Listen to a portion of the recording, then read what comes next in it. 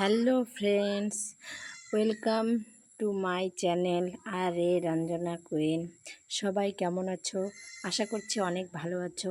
আমিও অনেক ভালো আছি তোমাদের আশীর্বাদে। তো আজকে নিয়ে আসলাম অন্য দিনের মতো একটা নতুন ব্লগ ভিডিও, এবং তার সাথে সাথে আজকে কিছু মনের কথা তোমাদের সাথে শেয়ার করব।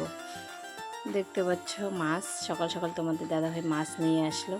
আমাদের দিকে রাতে বৃষ্টি হয়েছিল, তা জল হয়েছে না, অনেক মাছ হয়েছে। মাছ নিয়ে আসলো, দুই যা মিলে মাছ বেচতেছি।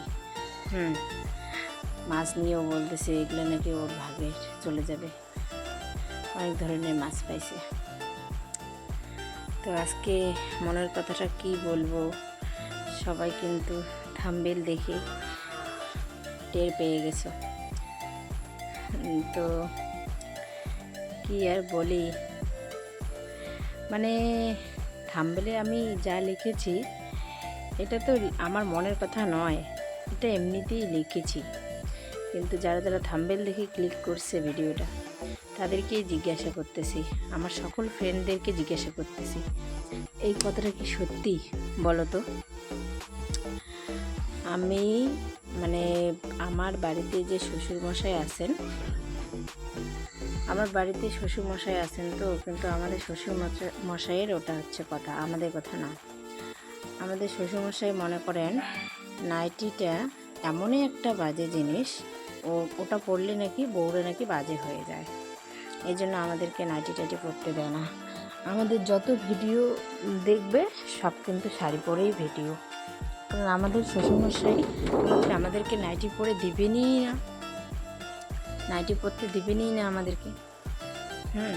তো সে মানে আমাদের একদিন আমার যা নাইটি পরছিল, তো শ্বশুরমশাই ভেবে গাড়ি দিয়েছিল, তো এই জন্য আজকে আমি এটা সবার কাছে শেয়ার করলাম। তো সবাই বন্ধুরা বলো তো কমেন্টস করে যে কথাটাতে কার কি মত আর কি জানাও, কথাটা কি একদম সত্যি না কি? কারণ আমাদেরও কিন্তু খুব মন চায় নাইটি পরি, কারণ নাইটি একটা আমি ভদ্র পোশাকই মনে করি। নাইটি পরলে কাজ করতে, বাড়ির যে সমস্ত কাজকর্ম আছে সব কিছু করতে সুবিধা হয়।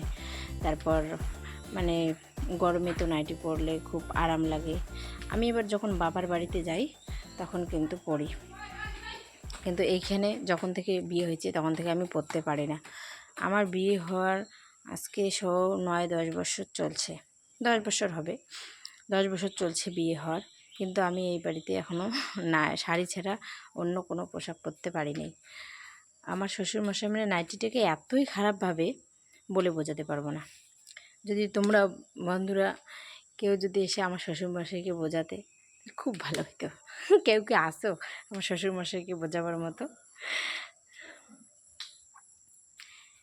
মানে নাইটি নিয়ে আমাদের বাড়িতে যা সমস্যা হয়, তো বন্ধুরা তোমাদেরকে কাউকে বলে বোঝাতে পারবো না। তো আজকে এই জন্য আমি ভিডিও করার মানে সময় সকালবেলায় মনে পড়ছিল কথাটা। খুব বৃষ্টি, বারবার কাজ করতে করতে ভিজে যাচ্ছিলাম, তো চেঞ্জ করতে হচ্ছিল। তারপরে নাইটির কথা খুব মনে পড়ছিল, তাহলে না আজকে ব্লগটাতে নাইটির এসে কিছু দেই, কথা বলি নাইটি নিয়ে, দেখি বন্ধুরা কে কি কমেন্টস করে, কে কি বলে। তো বন্ধুরা সবাই বলো, নাইটিটা একটা ভদ্র পোশাক না খারাপ পোশাক? পরলে কি হয়? এখন তো সবাই পরে, তো আমরা পারি না। মনের দুঃখে বললাম কথাগুলা।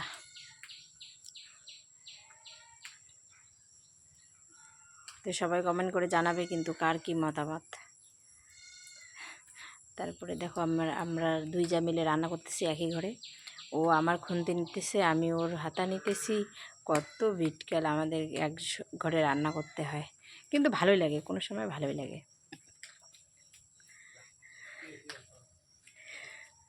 ভালোই লাগে। তো কালকে বাজার থেকে বড় মাছও নিয়ে এসেছিলো, আজকে আবার তোমাদের দাদাভাই মাছ মারে নিয়ে আসলো। আজকে খাওয়া দাওয়া করলাম, বড় মাছ ছোটো মাছ দুইটাই আইটেম ছিল, ডাল করেছি। তারপর কচুর বই, আমি ভিডিওতে একটু আগে কিন্তু দেখতেছো কচুর বই, কাটতেছিলাম। কচুর বই রান্না হচ্ছিল মাছ দিয়ে, কচুর বই, ডাল, তারপর ছোটো মাছের চচ্চড়ি, ছোটো মাছ ভাজা বসাইলাম।